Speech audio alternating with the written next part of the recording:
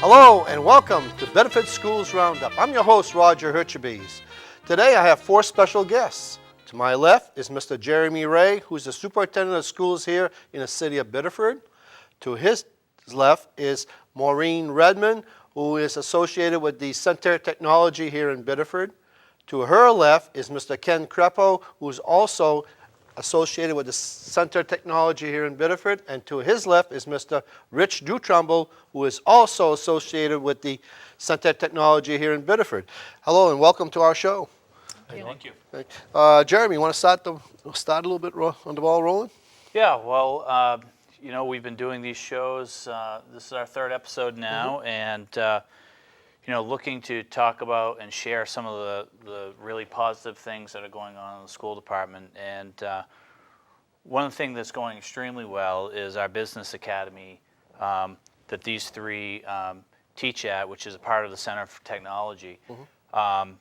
Many people don't fully understand that our programs actually allow students to gain credits at the college level, and it's really been the work of these three people who have made that happen for our students and students in the surrounding communities. And so we're very proud of that, and hoping to have an opportunity that we can share the successes and the journey that we've had with people in the community. We'll start with Maureen. How's that? Maureen, how long have you been with the Center Technology? This is my 7th year. Your 7th year. Yes. And you do the legal studies and medical assisting as an instructor here at Biddeford. That is correct. Can you give us a little brief breakdown on what you do? Sure. It's both of those programs are year long. They're 4 credit classes. They're great career exploratory programs. I have a lot of speakers that come in and talk and share their career experience with my students. We have the ability to go out on job shadows and intern. The kids that are interested in being law enforcement officers get to go out on shifts with police officers. My medical students get to go out into the business community and work in professional offices for like a 30-hour period. We have some great opportunities to go on field trips. My law enforcement students just got back from the Maine Criminal Justice Academy, where anybody that's in law enforcement would train for 18 weeks. So that was a fantastic educational experience. All of my programs, we teach how to do professional resumes and interview skills and cover letters and the entire process that a lot of my kids say they never would have the opportunity to do.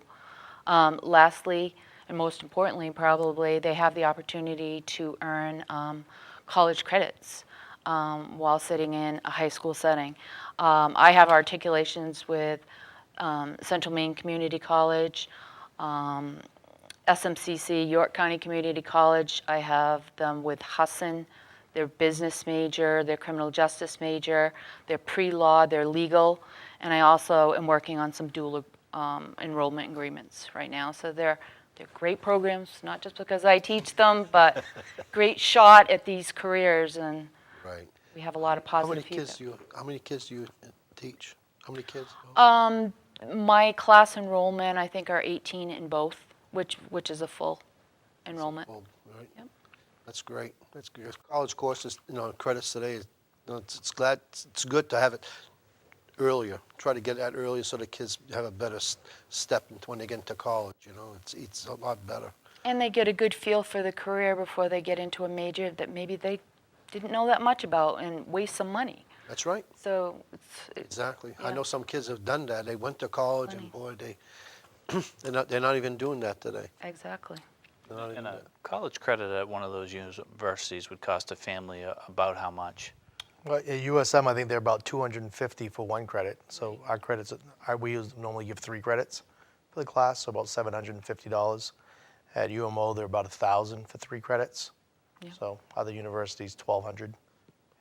And so one of the real positive aspects that for kids and families with this program is the fact that these credits are free for the most part, and a kid has a great opportunity to get that first year or part of that first year of college at zero cost which, looking at the price of universities and the amount of debt that students have to take on in order to go to college, this is just a great investment that happens right here in Biddeford at COT, and trying to continue to get that word out to parents and to the community. I know, because I know it's very expensive going to college. It seems like every year it goes up, every year. You know, it's, even though you have loans and things of that nature, you know, it's unbelievable what the kids have to pay to do if they want to do their masters, their doctorate, even their bachelors. You know, Sure is. it's unreal. You got anything to add, Rich? You all set? You all set? Okay. right now. All right. All right. No problem. About legal studies, you do legal medical assisting. Let's go to a medical assisting. How is that? Quite a few of your students help go to with the doctors, or Definitely. Medical assisting is a specific position, but this program is set up where we teach administrative, business, and the clinical ed. It's broad enough that if somebody would just be interested in medical in general, they would never be hurt by taking this class. In fact, we have more students in the class that are interested in anything just in general. They want to learn about medical careers, and this is a great place to do it. Again, lots of speakers, lots of opportunities to go out in the community and see what you think you're interested in. And again, they're articulated with colleges, so another really good experience for kids. and that's also to those classes. What, about 18 or so? Yes, yes. About 18 or so. And what's the reaction of the students? Do they love what's happening? I get a lot of positive feedback. I tend to track my kids after they leave me, and they oftentimes will say that they're glad they took the class, because they not, they would have been lost. It would have been the first time seeing a lot of the terminology, and especially for anatomy and physiology and medical terminology. This is the second time they're being exposed to it, so they're very thankful that they took our class. And it's a big growing field. Medical It is a is. big growing It field. surely is. Because there's so many doctors out there today. It's unbelievable, you know. Jeremy, you got anything to say? No, I think that we have a couple other programs here that just excited to share about this because This is the first year for Business Academy, though, right? correct. First year, yeah. First year. First year, we're really focusing on making that Focusing. college connection, Right. all of us together. All of it together. Yeah, we've all done it kind of piecemeal throughout the years, but one of the big things that Business Academy has brought about is the dual enrollment credits, which mean that the kids get credits for our classes while they're in them, and they're completely transferable to other institutions. So that's one of the things that I've been focused on in my program. My students are earning credits. I teach 4 separate classes that are packaged in one program. So the program is called Business and Financial Management, but the classes are Accounting 1, Accounting 2, Business Management, and Investing in Personal Finance. They all earn 3 college credits that are transferable any way you want to transfer them to. Right. Now, students often ask me how that works. These students get a college transcript. So 9 of the credits are at Thomas College in Waterville. 3 of the credits are at Northern Maine in Presque Isle. But by taking my classes, they end up with transcripts from those post-secondary institutions. And upon graduation, they can transfer them just like they would if they had physically attended those schools. So we know what they transfer into UMO, USM, all the main schools, Husson, St. Joe's, Southern New Hampshire. So we're starting to build a database about what they transfer in as. But in most places, we're finding that they transfer in 1 full accounting credit.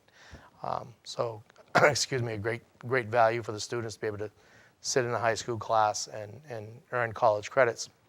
But as Maureen kind of touched upon, also provides the opportunity for them to try out the career.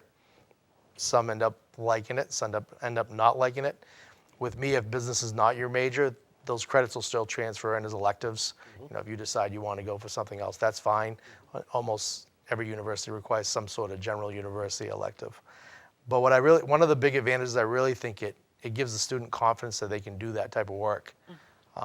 Which a lot of them, I know you had the meeting in the school board last night where the president from Melmac was saying a certain percentage going to community colleges don't even show up in the fall.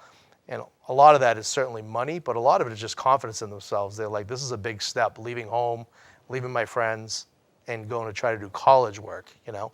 So I feel we give them the confidence that they can do the work, yet it's in a setting that they feel very comfortable in. It's with a high school teacher. They have high school friends in the class. They're still, I mean, at least in Biddeford, they're right across the alleyway, so it's not very far. So it gives them that comfort level. The other big advantage is in college for a 3-credit class, you'd be in class for about 45 hours. We have them for around 110. So we can go a little slower, explain better, supervise homework. So a college class, you'd be in there for 45 hours. They'd send you out to do 90 hours on your own. We can kind of guide that. So same work, same syllabus, same curriculum as college, but we can teach it a little differently than a college teacher can, not with that pressure. So it lets the student kind of get their feet on the ground. I can do the work, earn some credits, and give them the confidence to go to that next level. That was a good presentation last night with at Melmac. I watched it. It was excellent. And there's a lot of truth to it, you know. A lot of the kids, you know, they graduate from high school and, oh, I'm going to college, but a lot of them, some of them can't adapt to it. You know, and it's hard. It's a big change leaving your friends and your communities your family, and go to do something else. You know, if you, and there's, you know, whether you're living at home or living there, it's still an adjustment no matter what. So I think one of the things that's, you know, again, that Ken touched upon that's really important about this is many of our students, you know, as a junior, senior in high school, you say, I'm going to go into business. And then you go to your first year of college, you spent $20,000 and you realize that business is not for you. So some of the credits may transfer, some not, but now you're at least another year in college and another $20,000 to $25,000 that you'll have to tack on. This opportunity that students have and having the ability to be in high school, have more contact time, and really get to try it out and say, you know, if they don't like it, they still probably have some elective credits that's transferred and has helped them in the long run. But it's really about, you know, career planning and saying, well, maybe this is for me, maybe this isn't. And that happens without spending a whole year at the university to figure that out. I know my son graduated from Springfield College for his bachelor's, and he went to the University of Tennessee. And, you know, when he went to the University of Tennessee, when he drove all the way down, and when he got there, he was totally lost. And I said, oh, gosh, but he made the best ends meet because he finished with his master's and his doctorate. So right, he did good, you know. But being away from home that far, it's a big step. It's a very big step. Well, they say, I think nationwide, over 50% of freshmen drop out because, or change because they didn't like what they were doing. So hopefully we give them the confidence and knowing that they've earned some credits. It doesn't seem as long, you know. For an associate, you need 60. If you already have 12 under your belt, right, or 15 under your belt, it seems like the light at the end of the tunnel is a little closer. And a little less expensive. And a little less expensive. Exactly. Gives you that incentive, I think, to go the next step if you already have some under your, you know. I agree, Ken. What I just had a speaker in from Northern Maine on Thursday, and she gave the students a pretty good demonstration about what, you know, your first year of college would look like. And a lot of colleges are expecting you to take 15 credits. So 15 credit hours would be in class for, you know, whatever, 30-something hours plus the homework. You know, she's talking about people doing, if you do everything they're asked you to do, you're really doing about 60 hours of work a week. And so I asked the students, I said, how long are you in high school? None of them knew, by the way, how many hours a week. and you know, they're there, you know, with lunch and everything, maybe 6 hours of instruction per day. So, you know, you're talking 30 hours. 30 to 60 is a big jump. It is. You know, if you ask students who are going to work, who have summer jobs, say you're going from 25 hours a week, I can handle that. How about going to 50? That's a big difference in workload. It is. And so what she was saying is by earning a few credits during your high school career, maybe the first year you only take 12. You have to take at least 12 to get financial aid. Right. But that cuts your workload down by hours per week and makes it manageable. And that's, I think, you know, I really believe that's one of the big advantages you can have by starting early. And like Jeremy said, they're free. You're not losing out on anything else in high school. By coming to us and earning a college credit, you learn if you can do the work, and then maybe you give yourself an easier time that freshman year to get acclimated to the new setting to let you succeed. This is a big plus for the city of Biddeford. I think it's a big plus. Yeah. A big plus. And one thing I wanted to touch upon that Maureen said is that we hear universally from kids, some students that we had, that was the best thing they did. They wish they'd had taken one of our programs earlier. They wish they would have started sooner, because we like to say we're the hidden gem of this community, that people have trouble finding us. We don't always publicize ourselves that well, but once students find us, they almost always take an additional class with us. She had a student from Old Orchard a couple years ago that came as a junior a couple years ago, Yep. came back as a senior, loved the place. We've had students that have gone between our programs that said, this is teaching me stuff that I'm gonna need to know when I go in the real world. So part of why we want to do the show is to just get the word out that we have these programs, we have these opportunities. Kids love them when they get there, and hopefully more will. I think, one of the other, another very important piece of this for us is that there are many kids who are on track and feel, very confident that college is an option for them. But this is also, on the other end, an opportunity for a kid to try, for a kid who's unsure about what's going to happen or where their future is going to go. And if we can get the folks here to help them just take that risk to try this, so that they can build their confidence and feel like, hey, maybe this really is an option for me and for my future. We still have many students who would be the first generation of people in their family to go to college, and so this kind of helps break that ice for them. And I think that's a really important factor, is that this is not just for the kid who's on the college track. This is for all kids to give it a try, put in that effort, and hopefully build their confidence that this is something they can do. To be eligible, to be in the programs, you need a 2.3 GPA, which is doable, and you need to have good attendance. Now is it from the freshmen to seniors, or is it? It's only eligible for juniors, juniors and seniors. Juniors and seniors. Yeah, the colleges will say they'll make an exception for an exceptional sophomore. I haven't promoted it to sophomores. I think that's probably a little But young. you're shooting. Your goal right now is juniors and Juniors and seniors. seniors, 2.3 or better. So, it's at a C+, B- or better, and good attendance. They have to be someone that's been in school. And what your people are teaching, of course, some of these kids in the summertime they work, so they must probably try to find the field that you people have taught, Right. and trying to get into it to get a little bit more on it. Yep, most definitely. Kenny? Yep. And how long you been there? I've been there 9 years. This is my 9th year. 9 years? Yep. Maureen? 7 years. 7 years? This is my 13th. 13th year. Wow. You guys got a pile of years upon you, all three of you, with knowledge. We all bring business experience, prior business And experience. that's been very beneficial. It's very beneficial. Out in the real world, we know what. That's right. We all been in the real world. Yeah. Exactly. No, I think the students Kenny. definitely like it when you can tie in, like, especially I do it a lot in my business management class, where whether I ran into a problem with an employee or customer, or how we deal with that, they like hearing the real world stories. And what I find is once you share your real world story, I have a bunch of students right now that work at Market Basket, and they're saying, oh, my manager did something like that. I was wondering why they were doing that, so it really connects with what they see in the workplace. So. Approaching the public, that's the key thing. That's one of the key factors. Rich, let's go to some of your, Okay. what do you do? I teach the Business Information Technology program. Excuse me. And like Ken, it's made up of a number of different individual courses. So I teach a video game design course. I teach computer apps, computer applications, and I also teach a computer networking course. The computer networking course earns articulation credits, like Maureen talked about with York County Community College. And Thomas College offers the dual enrollment for the computer apps course.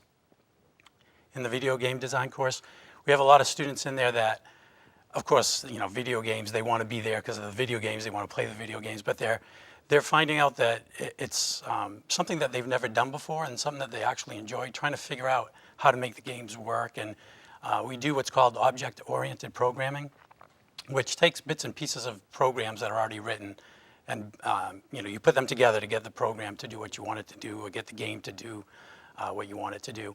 But we'll be looking at the actual programming, doing programming with that game design, their own program, and we'll be looking at other programs as well. So that's something that there's a national push for, to get more kids in high school or actually K through 12 to do more programming. because computers is, that's the thing right now. And, people go, my nephew graduated from Syracuse University, and he's a computer expert, and he works for General Electric.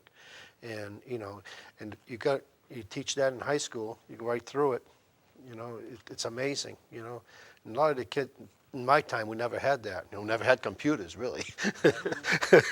We just add and subtract, and that was it.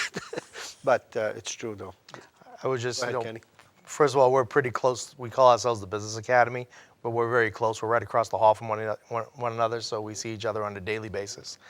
Try to bring ideas to each other as to where to go. And I remember having this discussion with Rich a couple years ago about how Biddeford wasn't teaching any more programming classes. And if we had a programming class, we probably wouldn't have enough students either. But you kind of are not necessarily tricking the kids into calling it video game design and really have it be a programming class, which is programming is invaluable. Well, I was just reading one of the major universities is doing the exact same thing right now because their programming numbers were going down from attracting people, so they're calling it a video game production, getting more people in, and then these people are branching out once they realize that video games is really computer programming, that they can go out and have employable skills. Look at the individual who created Facebook. Right. Unbelievable. Yeah. And it's growing all the time. Jeremy? Anything? Well, I just, again, just another highlight of the programs that we have over there, and, from whether it be from the video gaming to the programming or to the network piece, you look at these fields and you look at some of the fastest growing industry that there is, and what the job market is for our students. And that's really, the biggest part is the end game is, are we preparing our students to be able to go out into the workforce, whether it's after high school or after college. And, I think one of the things that these guys have put out and been recognized for is, they talk about the Center of Technology not being the vocational center that the students' parents went to, or people thinking that vocational is just trades. There's many different parts of it. There is. And this is about preparing kids for the business world, preparing for the medical field, which is one of the largest growth, and preparing students for an industry that we're not even sure what it will be in 5 years. It could be something very different. As we think about, 4 years ago, we wouldn't have probably had schools investing in app development for phones, whereas now that is a huge field. So it's about options and pathways for kids, and about having solid programming that meets their interest, meets a marketplace for them, while at the same time picking up some great college credits. How many kids do you have in your class? I have 16 in each class, but I have 5 in the computer apps taking it for the dual enrollment credit. It's the student's option if they wanted to do the college credit or not. We don't force it upon them. Although I always tell them if they don't take it for college credit, they get the same class and they do the same test. But some students just didn't get their paperwork in time. We find that. So that's the same thing with him. Maureen, you got anything to say? They're great classes. I mean, we want to get the word out and not be the best kept secret in York County because we have a lot to offer. We always encourage students to come over, sit in on our classes, ask us any questions. That's good. I mean, I'm not sure, just from the listening audience, to know that we have students from Thornton Academy, Kennemunk, Old Orchard, and Biddeford. Obviously, Biddeford is usually our biggest numbers, where they're right across the pathway. But we do have people from Kennemunk and TA regularly, some from Old Orchard, and I guess we could have some from Massabesic, although I don't think any of us actually do. It's quite a commute from Massabesic Right. But to still, the Center of Technology. it's a big thing for the community. For Biddeford and this part of York County, again, the bulk of our students, I think I have right now 123 college credits being earned, and I just counted up, I think 99 of them are from Biddeford residents. So Wow. that'll be, That's a good. yeah, that's a good number. Yeah. I think, the other piece is that we were lucky enough to have these 3 individuals kind of take on this project, and they did a lot of work with this with partners at the school. But these are the people that have really brought to us our jumping off point to be thinking about this not only at COT, but how do we take this further? How do we include more colleges? How do we begin to do that at the high school level? And so they're kind of the trailblazers for us in this, and we're pretty thankful for that, because once the interest sparks in kids, it requires the rest of us at the school department to be able to rise to the same level and find those offerings in other areas. So we're pretty thankful for that. It was really their dedication that helped all this. This is, I think I say this is a big plus, big plus. And I would say what you said, getting the word out, and that's one of the good things about this show is getting the word out to parents. Because of all the students I have taking classes for college credits, I'd say probably 1 in 5 came there for the college credits. The rest of them just came there for the class. I believe it. And then they found out they could get the credit, and they're excited about that, and we're hoping to use them as our warriors to go out there and spread the word. But I tend to find that, college, even sophomores really aren't thinking about credits. They haven't figured out the money piece and how valuable that is, but parents have figured it out. I know I did. I wish I had when my son was there. If we can get our message out to the parents, Right. I'm quite confident that we'll have waiting lists in all our programs, because will. parents are going to will. say, hey, why aren't you taking that? It's a free opportunity, but the word's starting to get around. And I think what will happen on that aspect is once we get to the point where more and more families look and students look for the opportunity to take these credits, that as a school department, we hopefully will be able to adjust and say, well, maybe it doesn't have to happen just during the school day. Maybe it can happen after school. I mean, there's other options for us that I think we're very committed to exploring based on numbers and need. And, this is an opportunity for school to look a little bit different, and I think we know it needs to look a little bit different at times. And we'll be able to tie into this hopefully in the future. I got one question about night courses. You people involved with night courses We're not. or just day courses? We're actually not involved with teaching, but they do happen at the Center of Technology. Those are SMCC instructors that come to our building to teach night classes. Right now we're restricted to taking just a high school student, so we couldn't take an adult because the agreements we have is for high school students. They can take high school students and adults, so they have a mixture of people that take classes. And how's after that, school. Kenny? How's that working out? They're just starting as I'm leaving. I think they start at 3, so they seem to be. At 3 o'clock? Is that right? Yeah, they're 3 to 5, I think, right? One is in the evening. One is in Wow. the evening. Yeah, one's right at like 3 o'clock, and the other one's later. Shift change. Yeah. And what Jeremy was just saying about his vision, obviously he's brought a different vision to this community. Yes. But I remember we got this idea when we went to a conference in Lewiston that we really were going to push this college credit thing last Columbus Day weekend. We just went to the anniversary of that conference. And I remember I was pretty excited about it because I really thought it was the way to go. But I didn't really know Jeremy very well that time, so I remember he happened to come up in the hallway, and I told him about what we were thinking of doing, and I wanted to know that we had his 100% commitment before we spent all the time and energy of making sure that happened. And I remember he told me, you have my 100% word. If you get this done, it's good with me, and I think it's a great idea, and that really gave us the confidence to move forward. So. Because I've known you for a good number of years, and you got a big business background behind you, Kenny. Yeah, and that's what's good. It's hands-on. That's what it was. It was hands-on learning, and you're passing it on. There's a lot of things like that. It's amazing. And the kids of today, they don't know what we went through, but hands-on, they see it. You guys have given them the opportunity to get ahead. That's right. That's why we think we're fortunate to teach what we do and where we do, because everybody in our building has done what they teach. So we know the trials and tribulations. We know a lot of those lifelong experiences, and hopefully we can make that more real for our students because we can do that. I think this Oxlow ties in really nicely to the last show that we did with adult education and people not understanding all the offerings that we have for that. So now we talk about our community in an educational sense. It talks about K through 12 education, a very enhanced adult education and GED and job training program and enrichment. We look at COT and the Center of Technology and our students having the ability to gain college credit, and then the fact that we have colleges and universities teaching college classes after hours there, so that hopefully members of the community who may want to go try a college class and haven't thought about it and said, well, you know what, I don't really want to drive into to South Portland at 5 o'clock to go to Southern Maine Community or to one of those. You can get that right here, and so that our vision is more education for all.